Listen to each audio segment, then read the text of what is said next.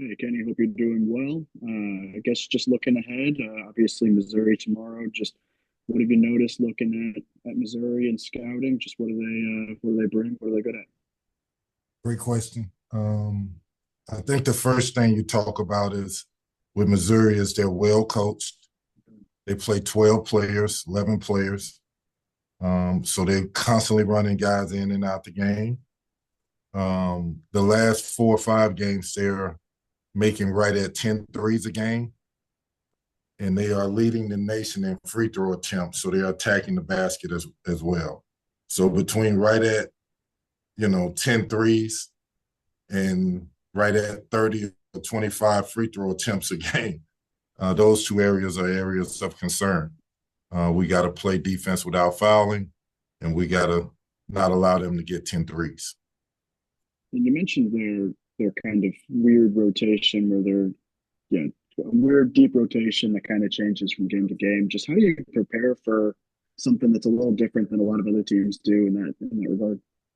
They are different than most other teams that we'll play. Typically at this point of the season, teams are going to 7 guys, 8 guys. And he has a deep team, a lot of very good basketball players. Um, so it's a challenge. But what happens is in games like this, you have to be focused. You have to be disciplined. You have to be alert of what's going on the court. And for us personally as a team, what you notice is we have to finish plays on both sides of the ball.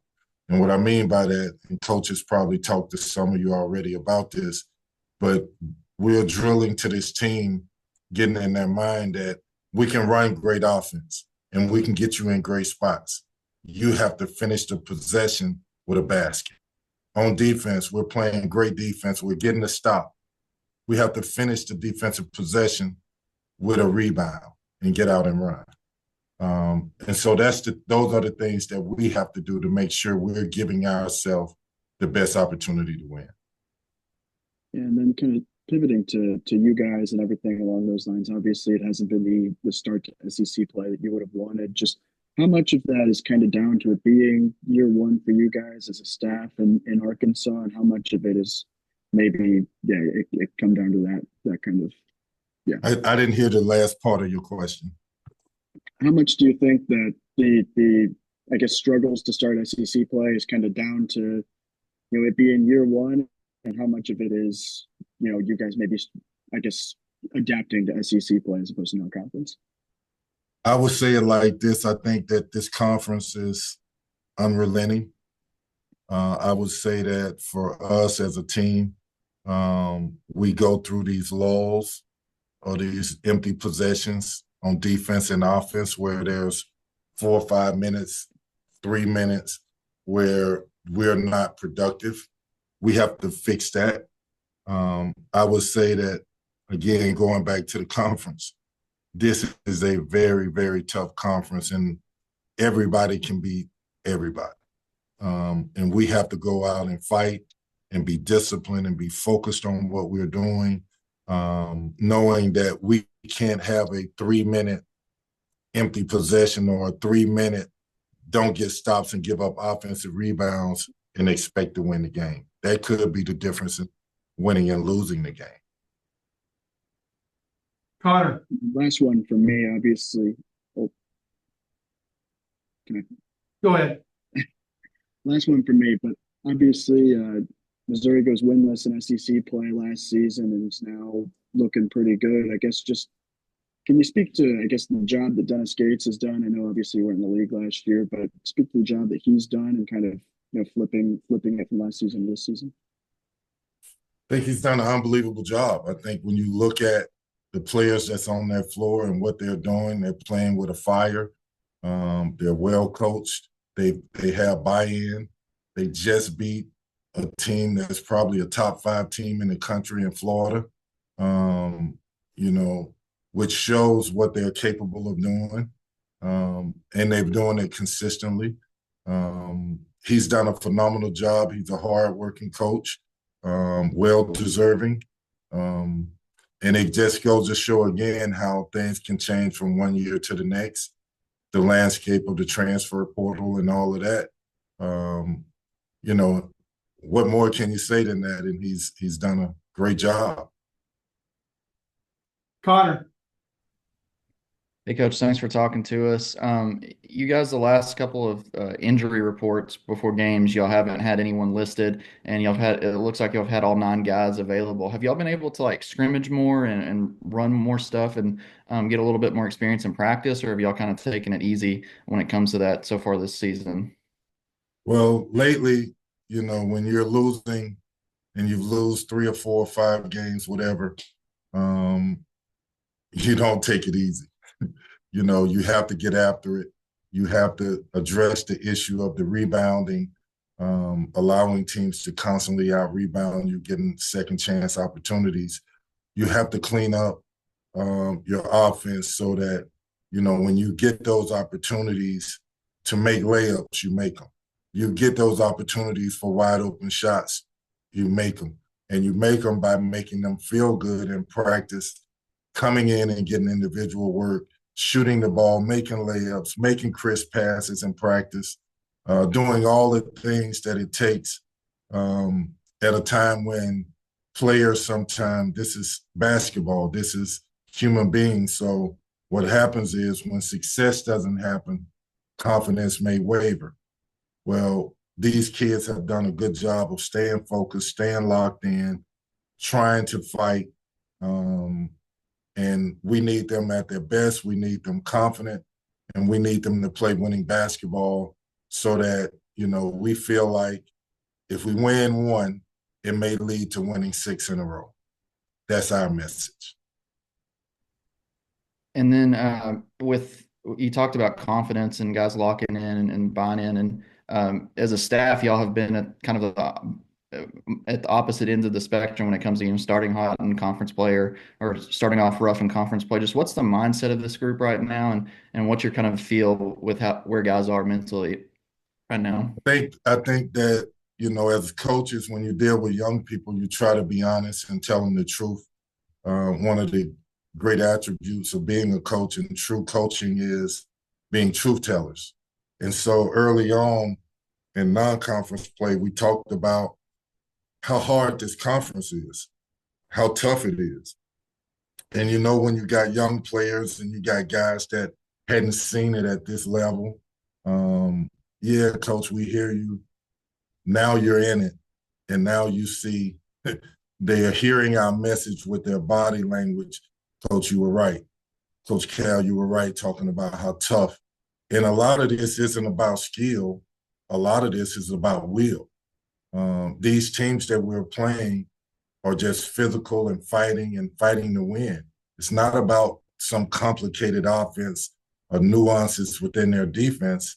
It's just about big, strong, athletic, physical players going against someone else. And so we have to match that physicality, match that energy, and match that will to win, if not surpass those things. Touch.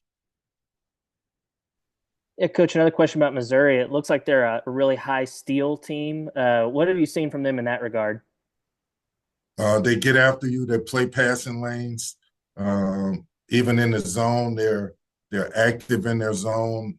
They run at you.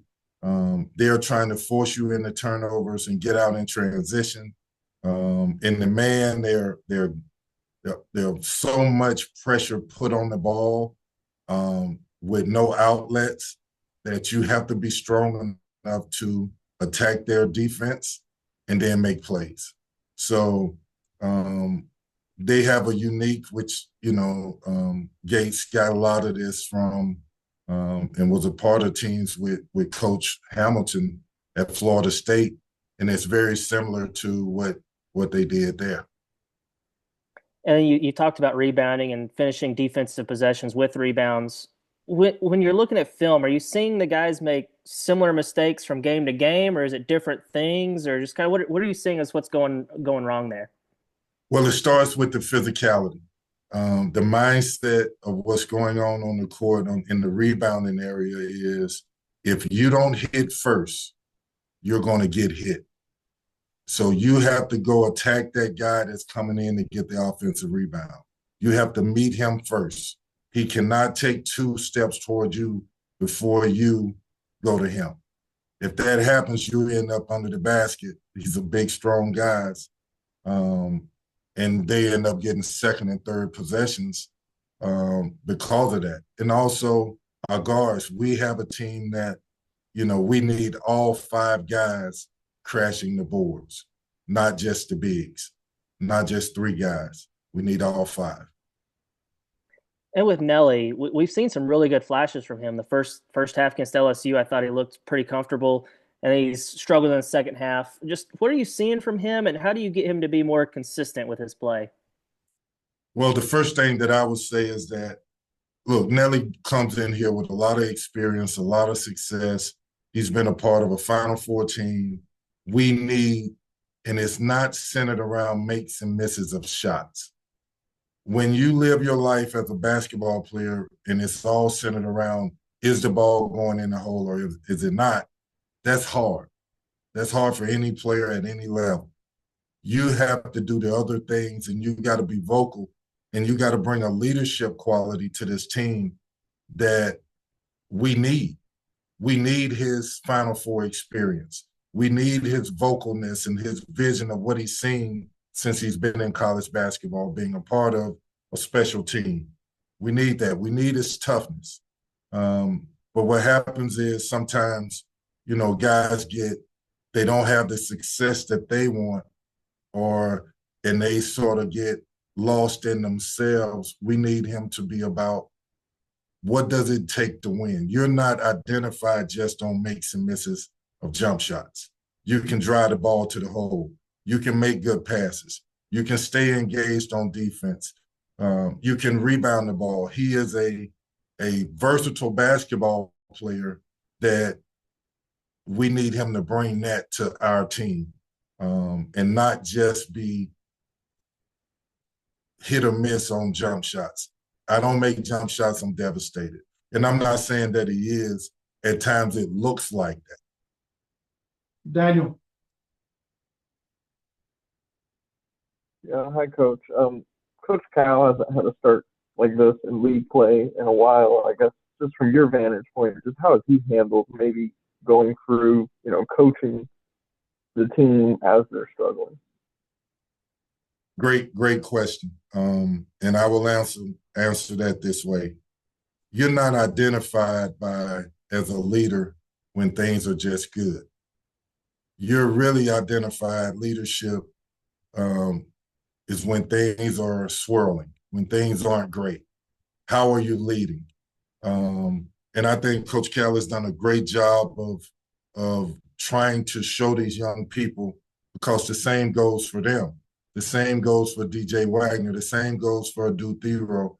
The same goes for John L. Davis, and it goes for Jonas Adu.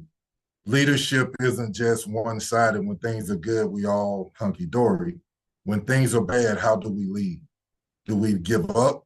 Do we fight through? Do we keep a positive mindset? Coach Cal has done a great job of trying to do whatever it takes to inspire these kids to play confident, tough, and know that it's not the end of the world. We can fix this, but we have to make adjustments to how we approach it. It's not going to be easy because we're playing great teams, but we can do it, and we have to do it, and we have to approach it in a way that we're not looking defeated. And Coach Cal has been very positive with this team and with the staff as well. Eric. Coach, there's a couple of things in there that are seem to be like running themes with the team right now. Things that Coach Calipari said. And first thing I want to address is the physicality, which obviously you guys have the size in the front court. You've got the athleticism to do it. But when you're not seeing your guys be physical, what are the things that you're doing in practice, or what are the things that you're telling them? And can you actually make somebody be more physical when they haven't been? Well, I can say it like this. Physicality is not built on just how big you are. A lot of it is, are you playing low? Are you in a stance? Are you attacking the guy from a low position? Are you ball watching when the ball goes up? Are you going to find a body in a stance where you can hit him before he hits you and move him away from the basket? And if you're standing straight up and erect and he hits you, you know where you're going, out of bounds. In this league, these guys are, you're right, we're not 270 pounds and big, strong. We're lean athletes with Z being one, TB being another. But if they play lower and then attack the guy that they're attacking, then they would have success. And we are working on that, and we've been talking about that. The other thing that you mentioned, and it was specific to Nelly, but Coach Cal had mentioned this, I think, a couple of press conferences ago about guys getting lost in themselves when they're not having success on offense. And you mentioned there's so many ways that you can affect a basketball game. So when guys get to that point, obviously it becomes somewhat of a psychological game. What are you saying, or how are you approaching them? How do you get them to understand it's a team game and that there are other things that they can do, and that there is, if you're having a bad night shooting, there are other ways to overcome it and actually be successful? The greatest players in the game aren't identified by makes and misses of the jump shot. If you live by the jump shot, you're probably going to die by the jump shot. Great scorers, the guys that put the ball, and I'm just talking shooting first to answer your question. Great scorers attack the basket.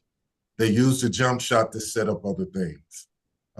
Great teams, when the three ball isn't going, they throw it in the post. That's first. So the mixture of how you score baskets, sometimes teams come out and they miss 3 threes in a row. A player missed 3 threes in a row, 5 threes in a row. Should he take the 6th one, or should he try to get fouled and get free throws and get a rhythm? Or should he take a 2 or a layup? Those are one thing. The other thing is, in a team game, we have to be more in tune to what it takes to win the game. And what I mean by that is that, okay, if you're not making jump shots, are you rebounding? How about, are you talking? Are you in the low hole spot when you're supposed to be? Are you taking a charge? Are you making good passes? Are you making good cuts? How about your screening? The dynamics of winning a game is so many small things that add up to be big things, and it translates to winning. Jackson, wrap us up, please. Sure, Kenny, after the Florida game, Cal told us he would maybe think about playing more minutes with Jonas and TB. He liked what that lineup did against the Gators, but he didn't really dive headfirst into it against LSU. Just what are some of the pros and cons, and what you guys debate about playing that lineup maybe a little more? Well, first of all, I think that when you look at it, is we're starting games pretty good. We're the first 5-6 minutes of our games, the last 2 or 3 games, we've had a lead. And then after that 5-6 minute period, there's a lull. And so that's one thing. Why would you change the lineup when you're 2 games, you were 11, the score was 11-4 or 10-2. The other piece to that, why would you change the lineup, is you're giving up 15, 16, 17 offensive rebounds to teams. So the big lineup may negate some of that. And as coaches, you have to be able to make adjustments to things and see if they work. And if they work, you stick with them. So that's where we are in this. We're tossing everything on the wall as we should, see what works, trying to figure out combinations to where, 1, we handle this rebound situation. 2, we don't want these lulls in the game, these empty possessions on offense, and these 3 or 4 minutes of defensive lapses where we play good D and then they come up with the ball. So we're going through all of that, and those are the pluses and minuses of it. it's not like it's a 40-minute game and we're playing bad for 40 minutes. It's 7-8 minutes of a game that's really hurting us that we got to clean up. And whether the lineup's big or small, TB made 2 threes against LSU. He's been a stretch 4 in the past. Is that something maybe you guys just, I know beginning of the year, Cal wanted him attacking the basket, but can that be maybe an X factor for y'all moving forward? And are you trying to encourage him to be a little bit more aggressive on his shooting? I think TB is an X factor for us without the threes. I think TB is a unique player that has a lot of energy. He's gaining confidence. You can see it. He's unique with us because he can guard anywhere on the floor. He can go get balls above the rim, rebounding. He can shoot the three, but he also can pass. We need his energy. We need him to play a little bit tougher, but he's a very good player, and he's vital to what we need as a team to take this to the next step and start winning games. And last one for me, I think he's Missouri's 3rd leading scorer, but it feels like a lot of the offense kind of is based off Caleb Grill's spacing and what he can do from 3 and opening up stuff. I mean, how high is he on the scouting report? How much of a challenge is it maybe for your team? Like, this guy's only averaging 12 points, but he's got to be kind of a focal point for the defense. No question. When you talk about a guy that shoots the 3 like that, and it's not just like he's a spot shooter, he moves well without the ball to get open. He sets great screens, which creates a gap, and then he flies off those screens to get threes. He cuts hard. And if you tag too long and you get off of him for a second thinking you're stopping a lob, he's open for a 3. So he is high alert for us, and we know that we have to have high hands early. And again, I'll say this, not just him. The last 4 or 5 games, they're averaging right at 10 threes a game. That's pretty good. Thanks, Coach. Thanks, Coach. I appreciate your time. Appreciate All right, it. guys.